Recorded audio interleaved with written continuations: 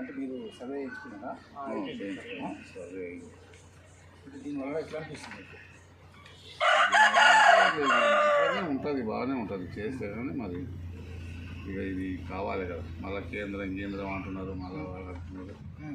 ఆయన మరి ఈ రెండు మరి కలిసి ఏం చేస్తారు అంటే ఒకవేళ అంటే నీ ఆలోచన ఏంటంటే రేవంత్ రెడ్డి కాంగ్రెస్ ప్రభుత్వం చేస్తారనే నమ్మకం ఉంది, కానీ కేంద్రం ఇట్లా ఏమైనా అడ్డుపూలు వేస్తారని ఆలోచన ఉంది కదా. అడ్డుపూలు వేస్తారా ఏమని అనేదే ఉంది అంతే కదా. ఈ మనకు ఉన్నటువంటి రేవంత్ రెడ్డి కాంగ్రెస్ ప్రభుత్వం మీద నమ్మకం ఉంది. అంటే మొత్తం మీద ఈ సర్వే చేసినాక కూడా వాళ్ళు కేంద్ర హైకోర్టు ద్వారా ఏ విధంగా అడ్డుకుంటారు అనేది ఉంది. ఫస్ట్ సంది రాజీవ్ గాంధీ ఆయన రాహుల్ గాంధీ అంటూనే అంటున్నాడు కాబట్టి ఈయన కూడా వచ్చింది మనకు కాబట్టి ఈయన చేద్దామనే ప్రయత్నంలో ఉండరు. ఇది మరి ఆయన కేంద్రం ఒకవేళ మనకు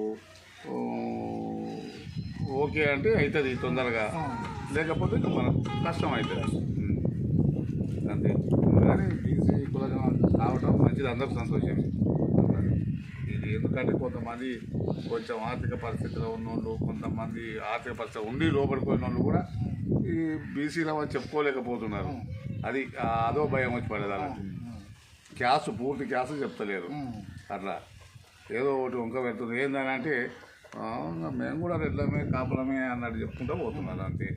ఇంకా అట్లా కాకుండా వాడు ఉన్నది కరెక్ట్ చెప్తే మీరు రాసుకునే వాళ్ళకు తొందరగా అయిపోతుంది. ఏది ఒడ్డొంకున్నది తొందరగా పని అయిపోతుంది.